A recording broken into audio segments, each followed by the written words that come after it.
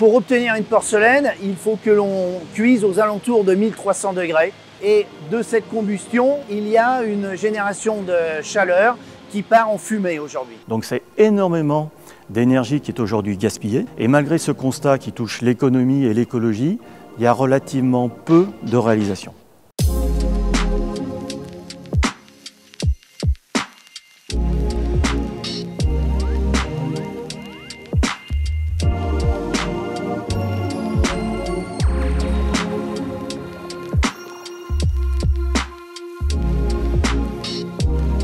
Voilà un produit qui est juste avant cuisson. La cuisson dure une douzaine d'heures à environ 1300 degrés. Et voilà un exemple d'un produit d'une théière qui va passer dans le four.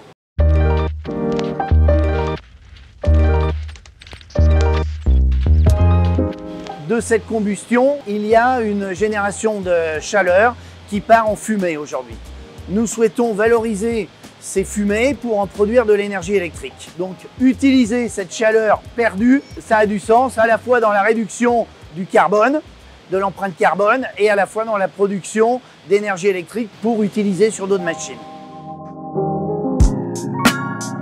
Au regard de l'accord de Paris, au regard des stratégies d'entreprise, l'efficacité énergétique, c'est vraiment le premier levier de la décarbonation de l'industrie. Typiquement en France, un tiers des combustibles consommés par le secteur industriel est rejeté aux petits oiseaux et correspond au gisement de chaleur fatale à essayer de récupérer et de valoriser.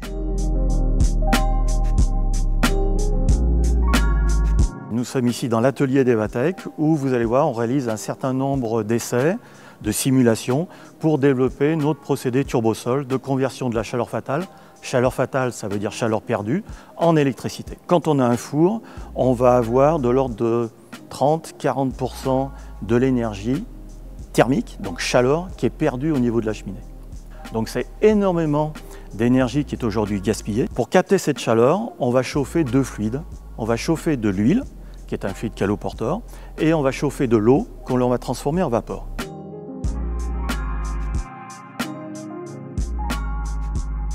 Alors première étape, ce que vous voyez ici, c'est une source de chaleur fatale ou chaleur perdue. C'est comme si on était chez Revol avec le four et avec la cheminée.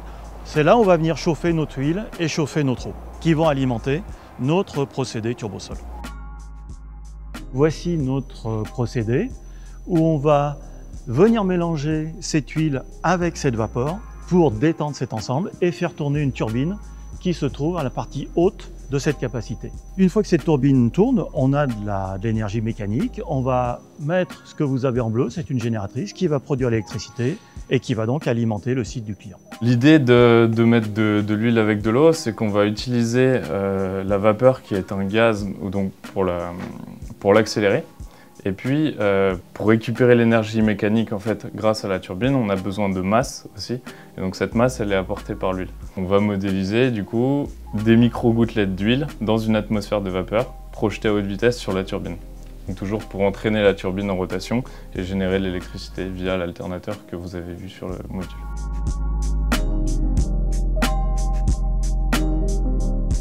Cette électricité va servir à alimenter ses machines, son procédé, l'ensemble de son usine. Et donc, il va diminuer sa consommation sur le réseau, et donc il va faire des économies. Et en plus, il va décarboner de fait indirectement son industrie, puisque l'énergie électrique que l'on produit, elle est par principe décarbonée. Evatech est un des 5 lauréats de l'appel à projet décarbonation de l'industrie que GRDF a lancé fin 2021. Donc à ce titre, on les accompagne. De manière générale, la stratégie nationale bas carbone de notre pays demande de réduire de 81% les émissions de gaz à effet de serre dans le secteur de l'industrie d'ici 2050. Donc à ce titre, GRDF, en tant qu'acteur engagé dans la transition énergétique, cherche à stimuler l'innovation pour que demain, les industriels qui sont raccordés à notre réseau puissent bénéficier de la plus large palette d'outils de décarbonation possible. Ce qu'on souhaite, c'est demain donc, arriver à mettre en place un test terrain sur un site industriel. GRDF commanditera un centre de recherche, un centre technique, ce qui va permettre finalement d'avoir un regard expert sur la solution Evatech, sur sa performance, et tout ça va nous permettre aussi aussi d'élaborer un REX, une fiche d'expérience, qui nous permettra ensuite de donner à voir les potentiels de la technologie aux clients industriels raccordés à notre réseau.